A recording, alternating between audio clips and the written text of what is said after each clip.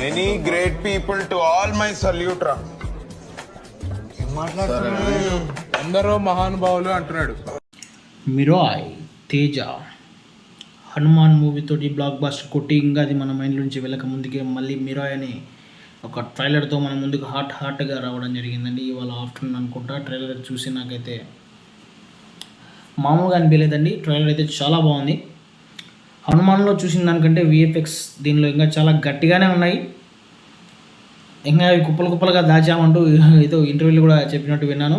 And ఇంకోటి తేజ గారు కూడా అండి చైల్డ్ ఆర్టిస్ట్గా ఇండస్ట్రీలోకి వచ్చి తనదైన పంతాలో ఇప్పుడు కాదండి ఇప్పుడు ఇంద్ర సినిమాలో చైల్డ్ ఆర్టిస్ట్గా తొడగొట్టి కుర్చీ మీద కూర్చొని నేనున్నాను నాయనమ్మ అనే డైలాగ్ నుంచి మొన్న హనుమాన్ సినిమాలో విఎఫ్ఎక్స్ని ధీటుగా తన పర్ఫార్మెన్స్ని చూపించగల తేజ గారికి హ్యాట్స్ ఆఫ్ అండి. ఎందుకంటే ఇండస్ట్రీలో ఇంతకాలం నెట్టుకు రావడం అంటే అది మామూలు విషయం కాదండి.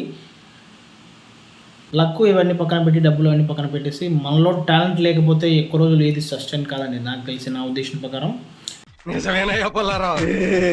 అండ్ మ్యాటర్లోకి వచ్చేసి మిరాయ్ ట్రైలర్ మీరు చూసే ఉంటారనుకుంటున్నాను. చూసింటే కామెంట్ చేయండి, చూడకుంటే కంపల్సరీగా చూడండి. ఎందుకంటే ట్రైలర్ అయితే పిచ్చిగా బొమ్మ బ్లాక్ బాస్టర్ని విన్న నీకే ఇంత షాకింగ్గా ఉంటే చూసి నా పరిస్థితి ఏంటి భయ హార్ట్ ప్యాంట్లోకి వచ్చింది తెలుసా. ఫీలింగ్ ఖచ్చితంగా వచ్చేసింది. అది మామూలుగా లేదు, ట్రైలర్ బాగుంది.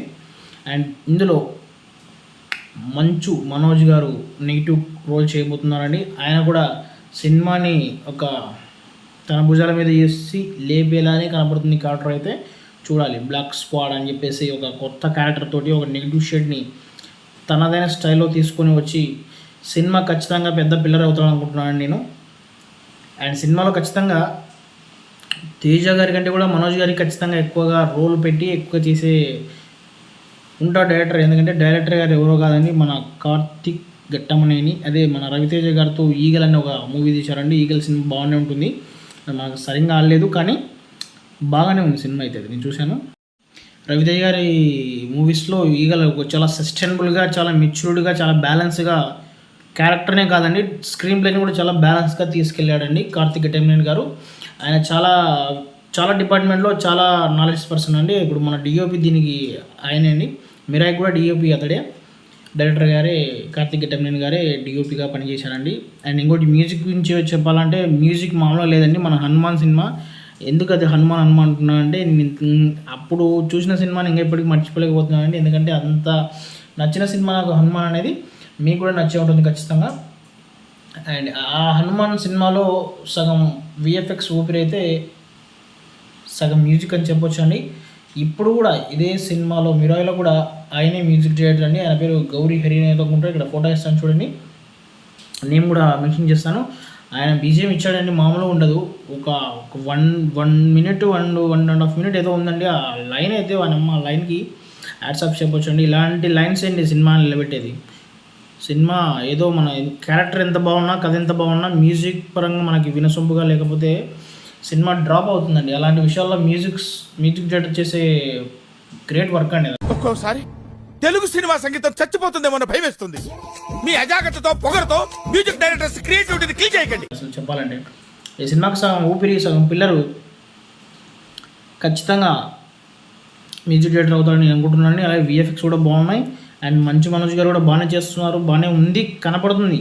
అనుకోవాల్సిన దానిలో సందేహపడాల్సిన అవసరం ఏమీ లేదు. అండ్ తేజ గారు కూడా మంచి కథ దొరికితే వెళ్ళకపోయే ఒక యాక్టర్. ఆయన ఇంకోటి చైల్డ్ యాక్టర్. ఆయన గురించి మనం చెప్పాల్సిన అవసరం లేదు. అలానే కార్తిక్ ఘట్టమనేని గారు కూడా మంచి మెచ్యూరిటీ తోటి బ్యాలెన్స్గా ఖచ్చితంగా స్క్రీన్ ప్లేని ఎక్కడా డ్రాప్ కాకుండా తీసిందని అనుకుంటున్నాను. సినిమా సెప్టెంబర్ 10వ తారీఖు రిలీజ్ ఉంటుందేమో అనుకుంటున్నానండి. ఖచ్చితంగా సినిమా హిట్ కావాలని కోరుకుంటున్నాను. ట్రైలర్ చూడండి. ట్రైలర్ చూడకపోతే ఖచ్చితంగా చూసి మీకు ఎలా అనిపించిందో కింద కామెంట్ చేయండి. అలాగే నన్ను సబ్స్క్రైబ్ చేయండి.